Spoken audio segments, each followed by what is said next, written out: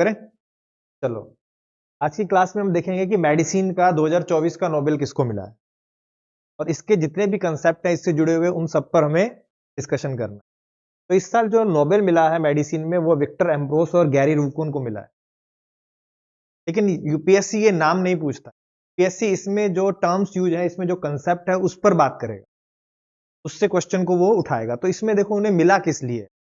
उन्हें मिला है माइक्रो आरएनए की डिस्कवरी के लिए। तो यहां पर सबसे महत्वपूर्ण जो शब्द है वो है माइक्रो आरएनए। और इन माइक्रो आरएनए का क्या रोल है जीन रेगुलेशन में, उसके लिए दिया गया कि जीन रेगुलेशन को, जीन को रेगुलेट करने में इनकी क्या भूमिका है माइक्रो आरएनए की, उसके लिए ये नोबेल प्राइज दिया गया। तो यहां पर देखो तीन शब्द हैं, एक शब्द है माइक्रो आरएनए, दूसरा शब्द है जीन रेगुलेशन और तीसरा शब्द है पोस्ट ट्रांसक्रिप्शनल। मतलब ट्रांसक्रिप्शन के बाद जीन रेगुलेशन की प्रोसेस से जुड़ा है ये। तो हमें ये शब्द आना चाहिए कि जीन रेगुलेशन क्या है, ट्रांसक्रिप्शन क्या है, माइक्रो आरएनए क्या। तो हमें बेसिक देखना होगा कि सबसे पहले हमें पता हो कि जीन क्या है, फिर जीन को रेगुलेशन कैसे करना है, फिर माइक्रो आरएनए का क्या रोल है इसमें। तो ये सब हमें देखना है। देखो सबसे पहले बेसिक पे आते हैं। देखो हमारी सेल जो होती है कोशिका, उसके अंदर देखो न्यूक्लियस होता है, के अंदर केंद्रक होता है जिसके अंदर हमारा डीएनए पाया जाता है। और डीएनए के अंदर हमारी जेनेटिक कोड होता है। कोड मतलब आनुवंशिक सूचना जिसे हम कहते हैं, कि हमारी जेनेटिक इंफॉर्मेशन जो होती है, जो कोड होता है वो इसमें होता है। अब मैं कहूं तो कोड किसका है ना, किस चीज का कोड उसके अंदर होता है? कोड होता है प्रोटीन निर्माण का, कि हमारे शरीर में, हमारी कोशिका में किस तरह का प्रोटीन बनेगा उसको डिसाइड करता है डीएनए। मान लो कि आपकी ब्रेन सेल है, तो ब्रेन सेल की जो स्ट्रक्चर है, उसकी किस तरह की संरचना होगी, वो किस तरह का काम करेगी, उसमें किस तरह के जो प्रोटीन होंगे, वो जो सब डिपेंड करता है, वो किस पर करता है? वो हमारे डीएनए पे डिपेंड करता है, और डीएनए में खासकर जीन पे। तो जो ये प्रोटीन, यहां भी उसको मैं समझाता हूं आपको। देखो यहां पर अगर देखोगे तो ये रहा आपका सेल, और सेल के बीचों बीच ये जो न्यूक्लियस है, इसके अंदर आपका डीएनए होता है। इस डबल हेलिक्स होता है, कुंडली के रूप में होता है, दो कुंडलियां होती हैं, ये बेसिक है। तो डबल हेलिक्स मॉडल में देखो ये दिखाया, दो कुंडलियां दिख रही हैं, इसकी ये डीएनए है। और इस डीएनए में देखो ये जो आपको अलग अलग कलर के दिखाई दे रहे हैं, ये लिखा है जीन। तो डीएनए में जीन होते हैं। जीन का मतलब डीएनए का वो भाग जिसमें प्रोटीन निर्माण की इंफॉर्मेशन होती है या उसमें कोड होता है। पूरे डीएनए में प्रोटीन निर्माण का कोड नहीं होता। डीएनए का जो भाग प्रोटीन निर्माण का कोड अपने में रखते हैं उन्हें ही कहा जाता है जीन। तो ये रहा आपका जीन। देखो यहां एक जीन, ये दूसरा रेड कलर का, तीसरा चौथा, ये जीन है। अब इन जीन से एमआरएनए का निर्माण होता है। ये देखो, ये मैंने भी बताया, जो आपका डीएनए होता है वो न्यूक्लियस में होता है, केंद्रक में होता है। अब न्यूक्लियस में जो सूचना है वो डीएनए में है, उसको बाहर कैसे लाएं, उससे प्रोटीन का निर्माण हो कैसे? तो उसमें होता क्या है कि इस जीएनए का ट्रांसक्रिप्शन होता है एमआरएनए में। मतलब डीएनए में जो कोड होता है वो कॉपी होता है एमआरएनए में। डीएनए में जो कोड है वो कॉपी किस में हुआ? एमआरएनए में, मैसेंजर आरएनए, जो मैसेज लेके जा रहा है डीएनए से बाहर। और ये काम कहां हो रहा है? न्यूक्लियस में हो रहा है। न्यूक्लियस में डीएनए से एमआरएनए का निर्माण हो जाता है, जिसे हम क्या बोलते हैं? ट्रांस, अभी पढ़ा था ना जो शब्द, पोस्ट ट्रांसक्रिप्शन। तो ये ट्रांसक्रिप्शन का अर्थ क्या हुआ? डीएनए से एमआरएनए का निर्माण होना, या डीएनए से कोड का कॉपी हो जाना एमआरएनए में।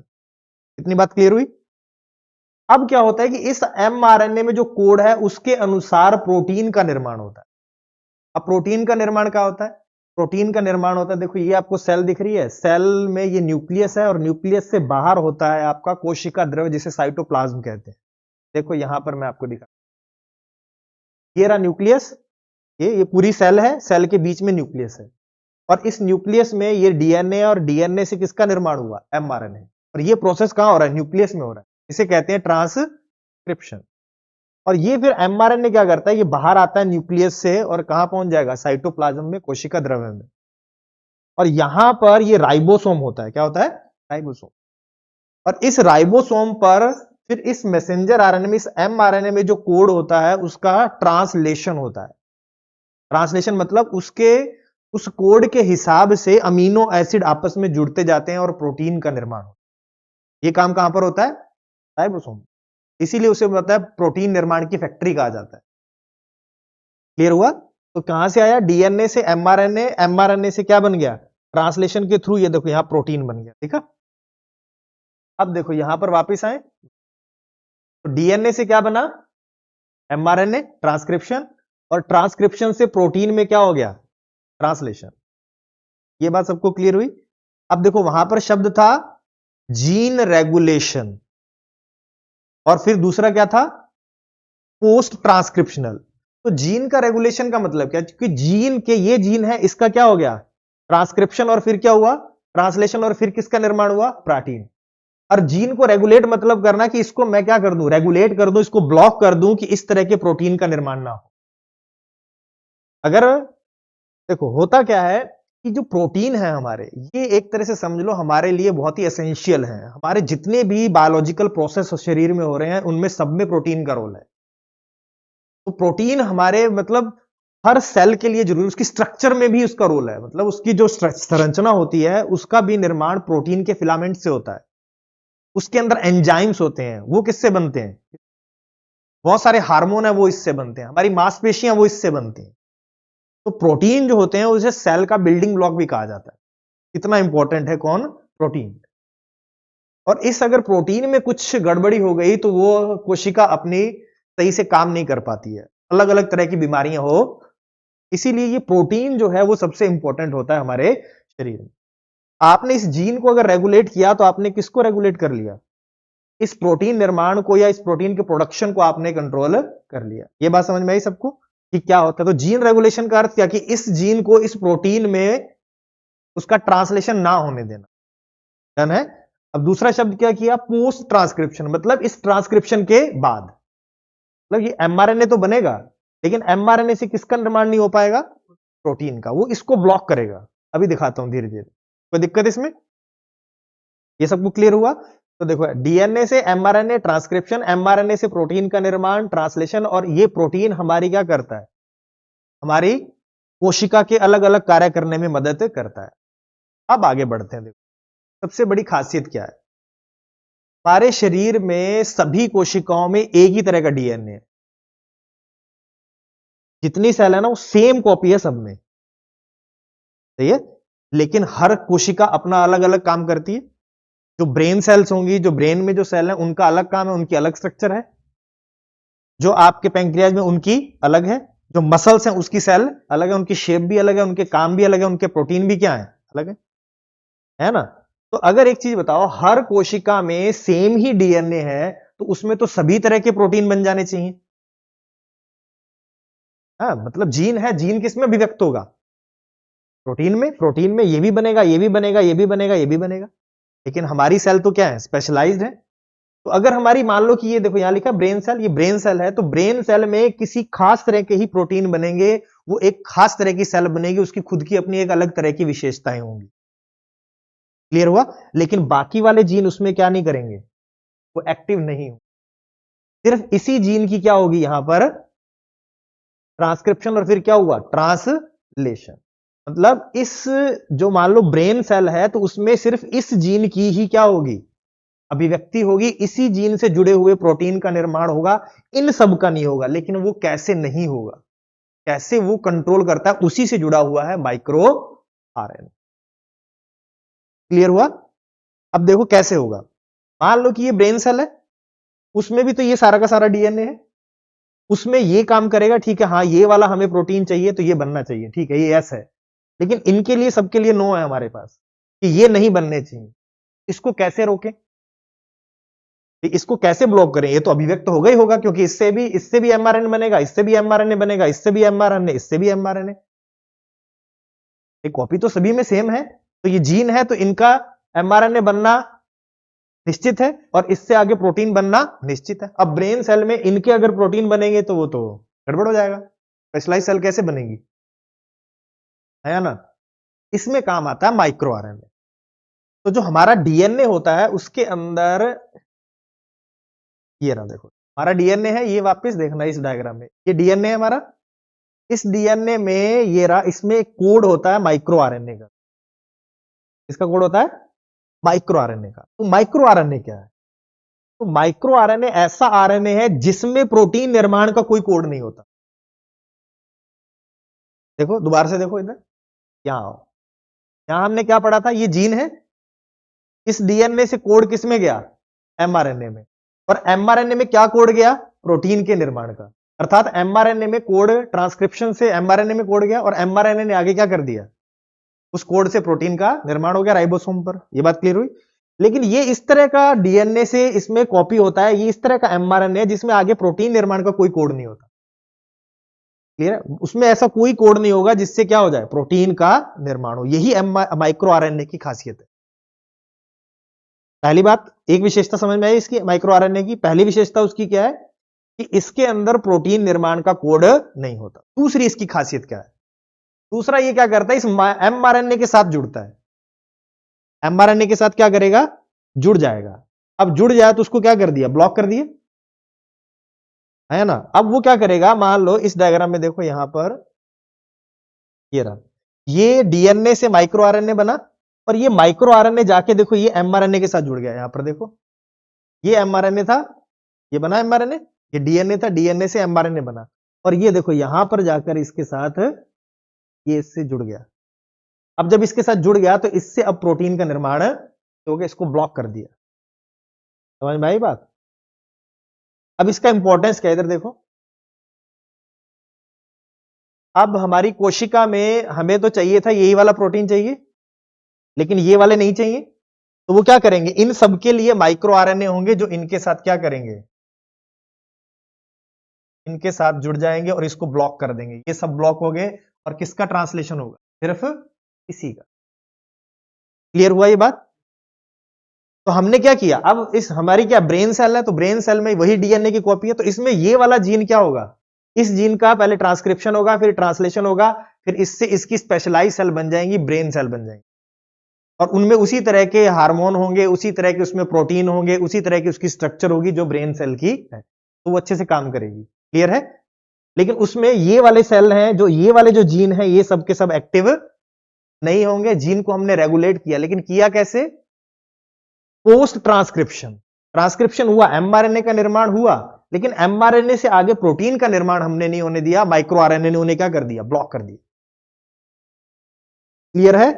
तो माइक्रो आरएनए क्या है, सिंगल स्ट्रैंड वाले आरएनए हैं जिनमें कोई प्रोटीन निर्माण का कोड नहीं होता, और ये क्या करते हैं, ये एमआरएनए को ब्लॉक करके प्रोटीन निर्माण को रोक देते हैं। एक तरह से एमआरएनए को रोक कर ये क्या करते हैं, ब्लॉक करके जीन को रेगुलेट, उस जीन की अभिव्यक्ति नहीं होने देते। ये जीन साइलेंसिंग से जुड़ा हुआ क्वेश्चन है। एक बार यूपीएससी प्रीलिम्स में जीन साइलेंसिंग पे क्वेश्चन आया हुआ है प्रीलिम्स में, तो ये जीन को क्या कर रहा है, साइलेंट कर रहा है। तो ये नेचुरल प्रोसेस है, एक प्राकृतिक प्रक्रिया है जिसमें हमारी हर अलग अलग जो स्पेशलाइज सेल है वो काम। क्लियर हुआ। अब आओ थोड़ा आगे और देखते हैं। तो ये तुम्हारा था क्या, माइक्रो आरएनए। माइक्रो आरएनए के थ्रू क्या किया हमने, पोस्ट ट्रांसक्रिप्शनल जीन को क्या कर दिया, रेगुलेट कर दिया। इस कार्य के लिए, इस काम के लिए इन दोनों को क्या मिला है, नोबेल प्राइज मिला है, मेडिसिन। अब आगे देखते हैं, देखो थोड़ा सा जानकारी प्रोटीन के बारे में लेते हैं, और फिर हम पढ़ेंगे क्या कि इनकी ये जो डिस्कवरी है उसका क्या इंपॉर्टेंस है। देखो प्रोटीन की अगर मैं बात करूं तो देखो इनको क्या बोला जाता है, बिल्डिंग ब्लॉक ऑफ सेल्स। इस सेल के क्या है, बिल्डिंग ब्लॉक है। मैंने भी बताया था, सेल की जो स्ट्रक्चर है उसमें बहुत सारे प्रोटीन के फिलामेंट्स होते हैं, तो ये बिल्डिंग ब्लॉक है and essential for the structure and, उनके फंक्शन के लिए, उसकी स्ट्रक्चर के लिए बहुत ही एसेंशियल है। अब देखो क्या क्या काम करते हैं। देखो सबसे पहले जो ब्लड में प्रोटीन है, हीमोग्लोबिन आपने सुना होगा, वो ऑक्सीजन का ट्रांसपोर्ट करता है। हमारे शरीर में जो भी हर सेल को जो ऑक्सीजन चाहिए उसके ट्रांसपोर्टेशन में किसका रोल है, हीमोग्लोबिन का। वहीं पर आपने सुना होगा फाइब्रोनोजन, वो क्या करता है, क्लॉटिंग का काम करता है। ब्लड में जो हमारी क्लॉटिंग, जब चोट लगती है तो उस पर थक्का जमता है, क्लॉटिंग होती है, वो काम कौन करता है, फाइब्रोनोजन। इसी के साथ एल्ब्यूमिन होता है, ये हमारे फ्लूइड को, लिक्विड को क्या करता है, उसमें बैलेंस बनाए रखता है। इसके अलावा बहुत सारे एंजाइम है, आपने सुना होगा, डाइजेस्टिव एंजाइम सुना होगा, पेप्सिन सुना होगा, ट्रिप्सिन सुना होगा, ये सब किसके बने हैं, ये सब प्रोटीन है। बहुत सारे हार्मोन हैं, वो भी किसके बने होते हैं, प्रोटीन के बने होते हैं। अभी मैंने आपको बताया सेल की स्ट्रक्चर बनाने के लिए भी कौन काम आता है, प्रोटीन। मसल में आपने सुना होगा मांसपेशियों में एक्टिन एंड मायोसिन, क्या होता है? Actin and myosin. तो वो भी पूरा का पूरा क्या होता है? इसी पे बना होता है। ये देखो यहां लिखा प्रोटीन इन द मसल, कौन सा? Actin and myosin. इसी में होता है मायोग्लोबिन, ये ऑक्सीजन को रिलीज करता है मसल्स में, हमारी मांसपेशियों में। कौन सा होता है वो? मायो। इसी तरह मैंने बताया था आपको स्ट्रक्चरल प्रोटीन है। स्ट्रक्चरल प्रोटीन मतलब जो कोशिका की सेल की स्ट्रक्चर को बनाते हैं। तो जैसे cytoskeleton, a network of protein filaments and tubules that maintain cell shape, cell की शेप को बनाने में काम करते हैं। इसके बाद आपने केराटिन सुना होगा, हमारी स्किन में होता है, हेयर्स में, नेल्स में केराटिन होता है, वो इसके अंदर है। इलास्टिन होता है फ्लेक्सिबिलिटी के लिए, कोलेजन होता है जो स्ट्रेंथ देता है। तो ये सब किस में आते हैं? ये सब के सब क्या है? तो हमारे शरीर में जितने भी प्रोसेस हो रहे हैं वो सब किससे कंट्रोल होते हैं? प्रोटीन से। इसीलिए प्रोटीन को क्या इतनी इंपॉर्टेंस दी जा रही है। अगर हमारे शरीर में कोई गलत प्रोटीन बन गया तो उससे हमारी पूरी की पूरी उस सेल की क्या हो जाएगी? उसकी पूरी के पूरे जितने भी उसके फंक्शंस हैं वो सारे के सारे प्रभावित होंगे। सही है? अब देखो ये बात समझ में आया प्रोटीन क्यों इंपॉर्टेंट है। देखो ये एक बार और देख लो ये डायग्राम, यहां पर देखो क्या हुआ। ये डीएनए था, डीएनए से क्या जाना था? Messenger RNA. मैसेंजर आरएनए से क्या बनना था? प्रोटीन। लेकिन आपने क्या किया? इसके साथ माइक्रो आरएनए को क्या कर दिया? सेल ने खुद ही इसके साथ अटैच कर दिया। देखो ये रहा। और ये देखो यहां पर क्या लिख दिया? Gene silencing. देखो लिखा है यहां पर नीचे, ये क्या लिया? Gene silencing. ये इसको साथ जुड़ जाएगा और इसको ब्लॉक कर देगा, या तो इसको इसके बाद उसको खत्म कर देगा, नष्ट कर देगा, या उसको ब्लॉक कर देगा। तो उसका क्या नहीं होगा? उससे प्रोटीन का निर्माण। इन दोनों कामों से वो जीन को क्या करता है? रेगुलेट करता है, उसकी अभिव्यक्ति को रोकता है। डन? ये हमने अभी डन है। ये बात क्लियर हो गई। अब इसका देखो क्या है कि ये क्यों इंपॉर्टेंट है। वो कह रहा है कि अगर इस माइक्रो आरएनए ने जीन रेगुलेशन में कुछ गलती कर दी या कुछ प्रॉब्लम हो गई तो उससे क्या हो सकता है? कैंसर हो सकता है। क्या हो सकता है? कैंसर। मान लो कि उसने इस तरह के जीन की अभिव्यक्ति को नहीं रोका जिससे सेल में डिवीजन होता है। मतलब देखो कोशिका में क्या होता है? डिवीजन होता है ना। तो मान लो कि उस सेल डिवीजन वाले जीन को वो रेगुलेट नहीं कर पाता तो वो क्या होगा? लगातार कोशिका विभाजित होती जाएगी और आपको कैंसर हो जाएगा। क्योंकि ये क्या कर रहा है? ये जीन की अभिव्यक्ति को रोक रहा है। इसी के साथ साथ आपको डायबिटीज हो सकती है। मान लो आपके क्या हो रहा है? जहां पर इंसुलिन का निर्माण होता है उन सेल्स में कुछ क्या हो जाए? प्रॉब्लम आ गई तो भी क्या होगा? आपको डायबिटीज हो जाएगा। मतलब जिस भी ऑर्गन में या जिस भी सेल का जो फंक्शन है वो इससे प्रभावित होने वाला है। और जहां पर इसने गलती की वहीं पर क्या हो जाएगा? कोई ना कोई डिजीज हो सकती है। डन है? इसी तरह इनमें म्यूटेशन भी हो सकता है। माइक्रो आरएनए में, माइक्रो आरएनए में क्या होता है? म्यूटेशन हो जाता है। उसकी वजह से भी बहुत सारे डिजीज हो सकते हैं। जैसे देख हेयरिंग लॉस हो गया, आंख से संबंधित, और स्केल्टन डिजीज। इस तरह की बहुत सारी डिजीज हैं जो आपको हो सकती हैं। कुल मिला के क्यों हो रहा है ये सब? देखो ना, कारण क्या है कि हमारे शरीर में सब कुछ किससे डिसाइड हो रहा है? प्रोटीन से। और अगर ये माइक्रो आरएनए ने कुछ गलती की तो ये कोशिकाएं क्या होंगी? प्रभावित होंगी। और उनका जब फंक्शन प्रभावित होगा तो उससे संबंधित हमें क्या हो जाएगी? इसलिए इनकी जो रिसर्च है, इनकी जो डिस्कवरी है बहुत ही इंपॉर्टेंट है। डन है? इसके बाद जो आपको ध्यान में रखना है,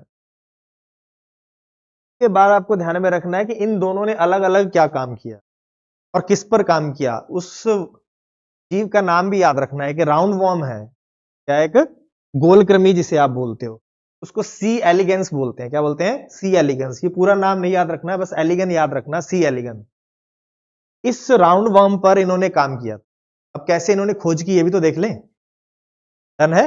एक तो ये नाम आपको याद रखना है। दूसरा देखो इन्होंने क्या किया, इस राउंड वर्म में उन्होंने इसको जब स्टडी किया तो इसमें देखा इसमें दो जीन थे। क्या थे? दो जीन उसके डीएनए में। एक का नाम था लिन4 और दूसरे का नाम था लिन14। ठीक है? दो जीन है, एक 4 नंबर कह लो और दूसरे को क्या कह लो? 14 नंबर। डन है? तो इन्होंने क्या देखा कि ये जो 14 नंबर जीन है इसकी अभिव्यक्ति को सप्रेस कर रहा है कौन? लिन4। मतलब अगर मैं यहां डायग्राम बनाऊं, ये रहा कि डीएनए में एक है लिन4 और दूसरा था लिन4। तो ये जो इसकी जो आगे अभिव्यक्ति हो रही है उसको कौन सप्रेस कर रहा है? ये लिन4 इसकी अभिव्यक्ति को होने नहीं दे रहा है। मतलब एमआरएनए और आगे प्रोटीन का निर्माण नहीं करने दे रहा है इससे जुड़े हुए। तो इसकी खोज की इन्होंने। तो इन्होंने क्या देखा एम्ब्रोस ने कि लिन-4 है वो लिन-14 की अभिव्यक्ति को रोक रहा है और उस दौरान इन्होंने डिटेक्ट किया कि एक माइक्रो आरएनए का प्रोडक्शन होता है, एक माइक्रो आरएनए पैदा होता है लिन-4 के द्वारा, है ना। तो इन्होंने क्या दिया देखो, यहां पर इन्होंने डिस्कवर्ड ए short RNA molecule without protein coding potential. इन्होंने पहली बार खोजा कि एक छोटा आरएनए है और जिसमें प्रोटीन निर्माण का कोड नहीं होता, और उसने सजेस्ट किया कि यही आरएनए मॉलिक्यूल है जो क्या करता है, लिन-14 की अभिव्यक्ति को या उसको सप्रेस करता है। लेकिन कैसे करता है ये इन्हें नहीं पता था, ठीक है। इन्होंने क्या खोजा कि लिन-14 की अभिव्यक्ति को रोक रहा है और इस दौरान माइक्रो आरएनए का प्रोडक्शन हो रहा है। अब आते हैं कौन, ये रूम कौन। इन्होंने रिसर्च करके बताया कि जो लिन-4 है वो लिन-14 की अभिव्यक्ति को तो रोक रहा है, लेकिन वो एमआरएनए के निर्माण को नहीं रोक रहा। मतलब ट्रांसक्रिप्शन तो हो रहा है, लेकिन वो ट्रांसलेशन के दौरान रोकता है, मतलब एमआरएनए को ब्लॉक करता है। क्लियर बात हुई। वो कह रहा है कि ये जो इसकी अभिव्यक्ति को रोक रहा है, तो ये रहा आपका डीएनए। तो लिन-14 से, अगर मैं कहूं लिन-14 है, इससे क्या बनेगा, एमआरएनए तो बन जाएगा। वो कह रहा है ये यहां पर काम नहीं करता है, वो काम क्या करता है, यहां पर काम करता है। यहां पर आके इसको क्या कर देगा, ब्लॉक कर देगा, अर्थात पोस्ट ट्रांसक्रिप्शनल जीन ब्लॉकिंग करता है या उसको रेगुलेट करता है। इस एमआरएनए को ब्लॉक कर देता है, कब, ट्रांसक्रिप्शन के बाद। अर्थात वो एमआरएनए को तो बनने देता है लेकिन एमआरएनए को काम नहीं करने देता। ये खोज किसने की, रुकुन ने की, डन है। देखो यहां लिखा भी है, देखो इसने क्या फाउंड किया, लिन-4 डिडंट ब्लॉक लिन-14 एमआरएनए प्रोडक्शन। ये लिन-14 के एमआरएनए प्रोडक्शन को ब्लॉक नहीं करता, but regulate it later by inhibiting protein production. उसके बाद ये प्रोटीन प्रोडक्शन को क्या करता है, ब्लॉक। और यही लाइन है सबसे पहले वाली। वापिस हम उसी लाइन पर पहुंच गए, देखो जो शुरू में हमने देखा था यहां पर, यही था। इसमें हमने क्या पढ़ा था, अब देखो इन शब्दों को, डिस्कवरी ऑफ माइक्रो आरएनए। इन्होंने डिस्कवरी की माइक्रो आरएनए की, and its role in post transcriptional gene रेगू है। ये ट्रांसक्रिप्शन के बाद ये क्या करता है, प्रोटीन का प्रोडक्शन नहीं होने देता, अर्थात एमआरएनए बनने देता है, लेकिन एमआरएनए को आगे प्रोटीन का निर्माण नहीं करने। एक लाइन में देखो कितने सारे शब्द थे, अगर ये शब्द आपको क्लियर है तो इसमें कोई दिक्कत आपको डन है। तो ये था आपका मेडिसिन का, कोई दिक्कत। अब इसके बाद हम देखेंगे किसका, केमिस्ट्री का नोबल, ठीक है।